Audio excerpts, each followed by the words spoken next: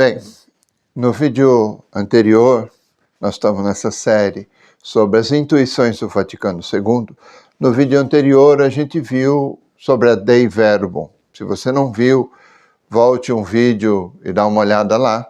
Nós vimos a intuição, onde foi que a Dei Verbum veio parar. Então, ela deu vários frutos, por exemplo, deu todos os grupos bíblicos que nós temos na Igreja Católica, o mês da Bíblia, os grupos de oração que nós temos com a leitura da Bíblia, o CEBI, que é um grupo ecumênico, a SEBS, tudo isso foi fruto do Vaticano II, da Dei Verbum. Também os cursos de leitura orante da Bíblia, que muita gente faz por aí, que é uma leitura espiritual, uma leitura diária da Bíblia, tudo isso nasceu a partir da palavra de Deus, a partir desse documento Dei Verbum, sobre a palavra de Deus, essa valorização que o concílio deu e colocou a Bíblia nas mãos do povo católico. Porque antes disso, se desconfiava que a Bíblia ia gerar gente protestante. Bom, nós vamos hoje falar da Lumen Gentium. Lumen Gentium, que quer dizer em português, luz dos gentios, farol, luz dos gentios. Essa é uma constituição dogmática, que também não pode ser desprezada, ela é ensino oficial da Igreja, ela é doutrina oficial da Igreja, não pode ser desprezada, não pode ser colocada ao lado, né? Ela teve 1.151 votos sim, contra 5 não. Para você ter uma ideia da unanimidade da Assembleia. Então, bom, a Lumen Gentium, ela ajuda a gente a minimizar, ou pelo menos amenizar, aquele Concílio Vaticano I. Eu disse para vocês num outro vídeo que o Concílio Vaticano I foi pouco tempo, foi 8 meses só de celebração, e por conta das guerras na Europa e tudo, invasão de Napoleão, Garibaldi e tudo, o concílio precisou ser fechado. Então ele teve tempo só de fazer um documento sobre a infalibilidade do Papa, né? E não teve tempo de refletir, nem escrever, e queria fazer isso, sobre os bispos, sobre os padres, sobre as outras realidades da Igreja. Então, o Vaticano II, ele escreve sobre os bispos, os padres e os leigos, e ele equilibra um pouco aquele peso do Vaticano I. Na verdade, o Vaticano II, convocado por João XXIII, pelo Papa João XXIII, ele queria um ajornamento, uma atualização da forma de falar, de se expressar da Igreja e da forma de celebrar também. Então, na verdade, João XXIII queria isso, e acho que foi inspirado pelo Espírito Santo. Mas aí, quando você vai ler a Lumen Gentium, você vê algumas coisas. Por exemplo, uma delas é que o Vaticano II recusa falar da Igreja de uma forma piramidal, né? E ele fala da Igreja como povo de Deus. Ele coloca todo mundo ali. Claro que o povo de Deus não é uma coisa simplesmente inerte, amorfa, uma geleia, né? Existem dirigentes, existem pessoas, lideranças, existem várias categorias de pessoas, né? Existe o Papa, os bispos, leigos, religiosos e tudo tal. E ele fala da Igreja como povo de Deus e coloca todo mundo aí junto. E aí coloca também os bispos como solidários entre si para o governo da Igreja. Eles são solidários entre si para ajudar a Igreja a caminhar e solidários com o Papa. Ou seja, tem que existir na Igreja uma solidariedade, uma unidade, uma sintonia entre os bispos e o Papa. Por isso que depois também o Concílio Vaticano II dá reflexão de conferências episcopais. Já tinha começado aqui na América Latina com a Conferência dos Bispos do Brasil, que já existia antes do Vaticano II, mas essa reflexão de que os bispos são solidários entre si reforçou e fez nascer outras conferências episcopais depois da Lumen Gentium, né?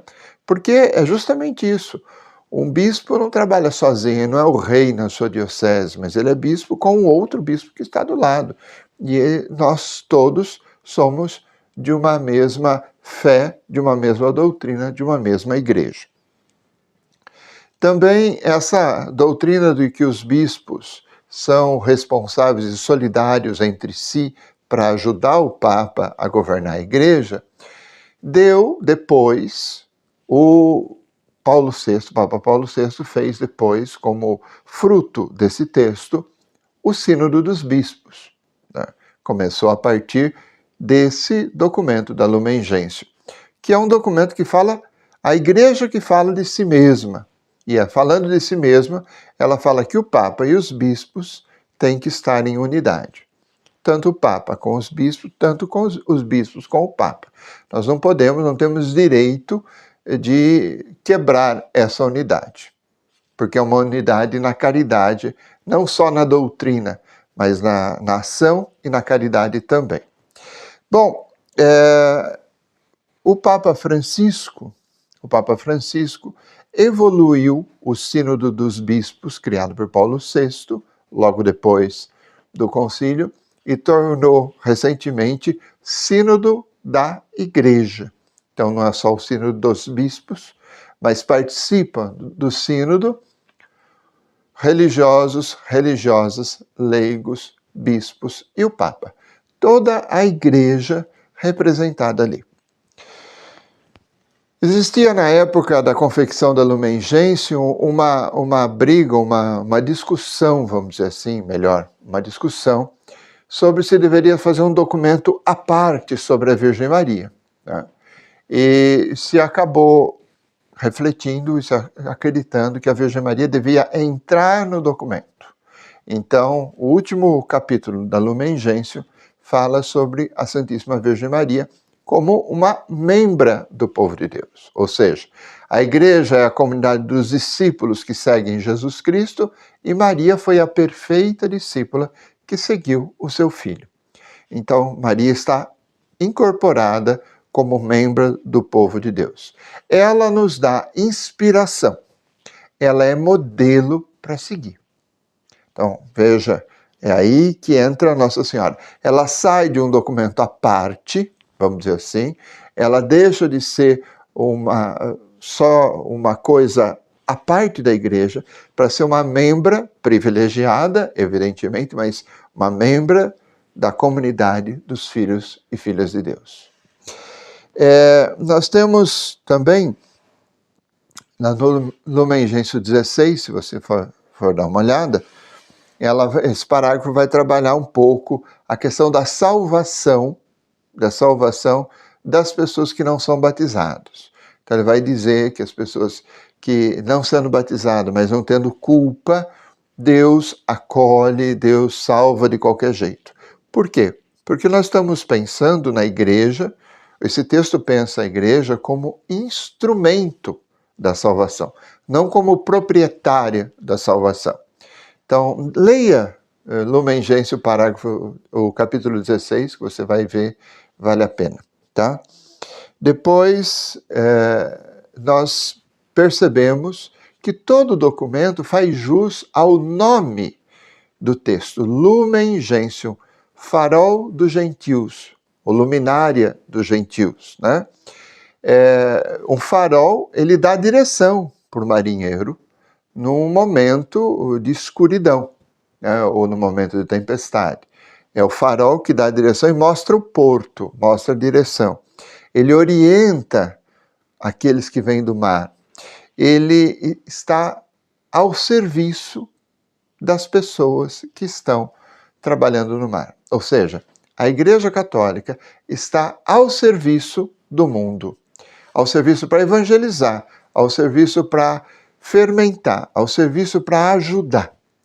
E aqui que nós mudamos toda a mentalidade atual da igreja. A gente tem que tomar um certo cuidado, porque parece que agora tem padres e youtubers querendo voltar ao antigo, né?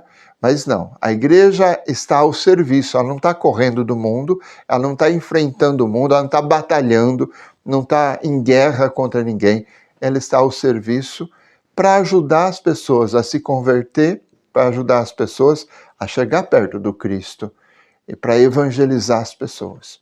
Então veja que é toda uma mudança de mentalidade, veja que essas intuições valem a pena a gente lembrar, tá?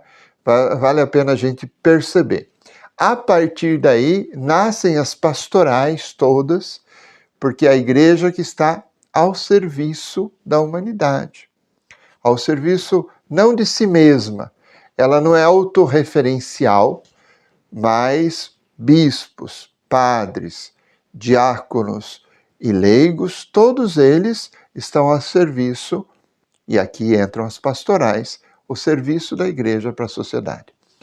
Para falar de diácono, o documento também coloca a restauração do diaconato permanente. Foi uma discussão muito grande na época para se pensar a questão do celibato dos padres ou não e tudo, mas também para servir o povo de Deus, para servir os pobres, para servir os doentes. Então, restaurou-se um serviço, uma hierarquia que era antiga e tinha caído em desuso. Então, hoje nós temos bispos, padres e diáconos servindo aos leigos, que são o povo de Deus. E todos nós, santos e pecadores, nós estamos aí ao serviço da evangelização. Veja que mudou bastante, uma perspectiva muito quadrada, muito hierática, muito hierárquica, muito estagnada, muito difícil de relacionamento. A igreja agora, ela é lavadora de pés, ela é servidora, ela está ao serviço da evangelização para levar as pessoas até o Cristo. Olha só que intuição boa. Dá uma lembrada disso. Próximo vídeo a gente vai ver um pouco mais sobre os documentos do Vaticano II. Fica aí, se inscreve no canal, dá o seu like, por favor, deixa o seu comentário aqui embaixo. Tudo isso ajuda o canal a crescer. Mas se você puder, por favor, eu te peço, por favor, manda esse vídeo para alguma pessoa que você sabe que gostaria de ver e que gostaria de aprender um pouco mais sobre o Concílio Vaticano II. Compartilhe esse vídeo. Muito obrigado. Até mais.